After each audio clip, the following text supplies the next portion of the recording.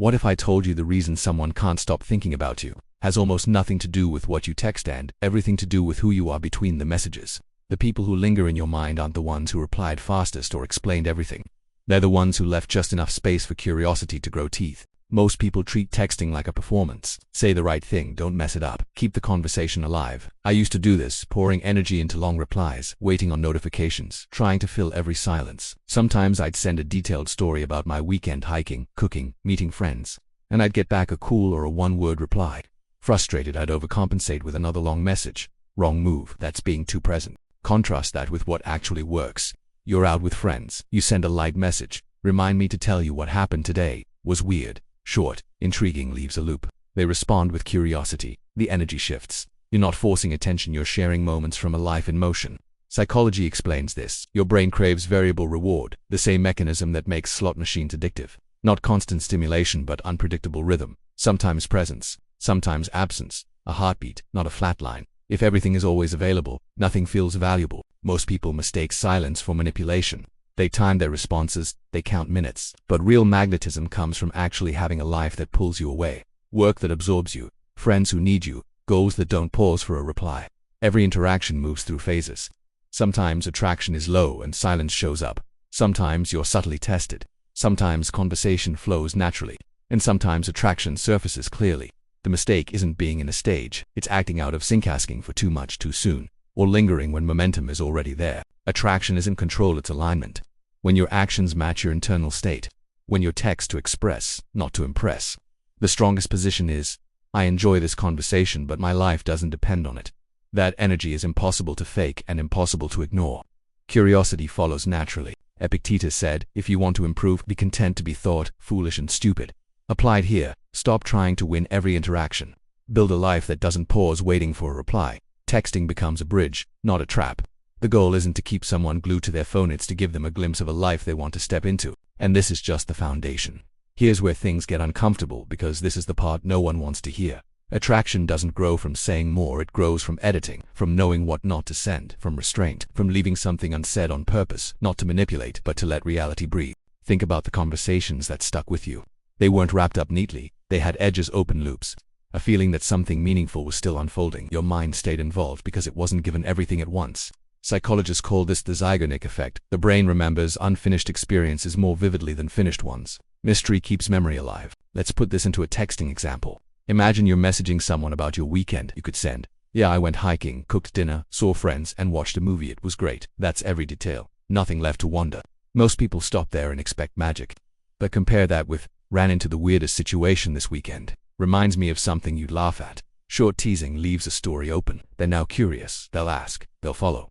That gap, that's where connection sparks. Most people text like they're closing a case. Full explanations. Every detail. Every thought documented. They confuse clarity with connection. But attraction doesn't live in answers. It lives in invitation. A sentence that hints at a story without finishing it. A thought that has shape, but no conclusion. Not to frustrate, but to intrigue. Here's another real-life moment. She mentioned she's stressed about work. You could respond with a long solution-focused text, overanalyzing, or you could reply, sounds rough. I remember feeling like that last week too. Let me know how it goes tomorrow. You acknowledge, you reflect, you don't over-explain. That's emotional intelligence. You make her feel seen without performing. Scene sticks, entertainment fades, but attention alone isn't enough. If you're always available, always responsive, always there, your presence loses contrast. Light needs shadow to be visible. Music needs silence to hit. Presence without absence becomes noise. That doesn't mean disappearing, it means responding from presence, not obligation.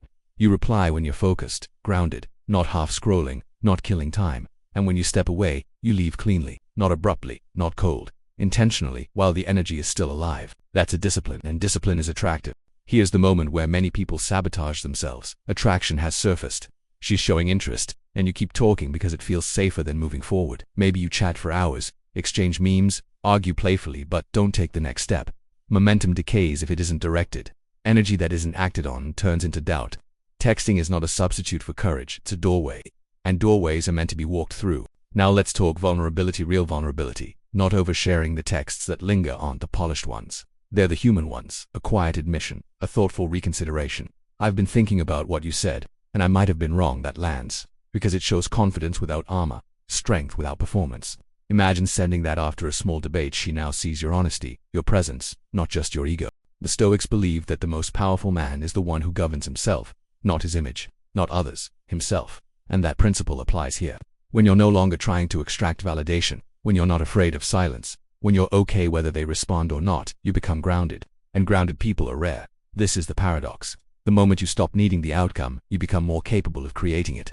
Not because you're playing hard to get, but because you're finally standing still inside yourself. In part 3, we'll tie this together: how to exit conversations powerfully, how to preserve emotional charge, and how to build a presence so strong that your texts feel like echoes of something bigger. Because attraction isn't built in your phone, it's revealed there. And once you understand that, everything changes. Now we arrive at the quiet skill that separates people who are briefly interesting from people who are unforgettable: knowing how and when to leave. Most people don't lose attraction because they said the wrong thing. They lose it because they stayed too long. They let conversations bleed into small talk, into repetition, into emotional flatness. Maybe you've been there. Hours of texting about memes, your favorite show, random thoughts. The energy felt alive at first, but by the end it's lukewarm, and you wonder why the spark disappeared. That's because the conversation overstayed its welcome. There's a moment in every interaction when the emotional charge is high, curiosity is present, connection is warm. That's the moment to step away. Not abruptly, not defensively, but deliberately. You might text, "Hey, I've got to run, but this was fun, let's continue soon." Short, intentional, and leaves her wanting more. That single act preserves momentum. It keeps the memory alive instead of letting it fizzle into monotony. This isn't a trick. It's respect for your time and theirs. Psychologically, it matters. The brain remembers peaks and endings more than duration. End on a peak, and the memory works in your favor. End on boredom, and nothing can save it. And here's the final layer, and the most important one. None of this works if it's coming from emptiness. You can't manufacture magnetism in isolation. The most compelling texts come from people who are building something physically, mentally, spiritually, a life with weight, direction, texture. You could be messaging her from a mountain hike, laughing with friends, or fully immersed in a creative project, and that energy translates into every word.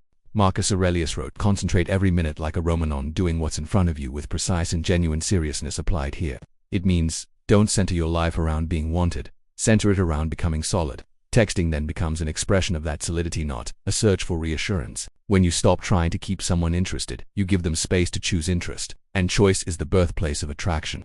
Imagine you're chatting. She's laughing at your playful messages, sending flirty replies. You don't overdo it. You don't chase. You step back. The tension grows, curiosity builds, and the connection deepens, not because you forced it, but because you lived fully. So if there's one truth to carry forward, let it be this: obsession isn't created by effort, it's created by contrast, by a life so full that your presence feels intentional, and your absence feels noticeable. You're not here to be constantly available, you're here to be memorable. And the legendary punchline, the one most people never realize until it's too late, is this: the strongest message you'll ever send is a life that doesn't pause waiting for a reply.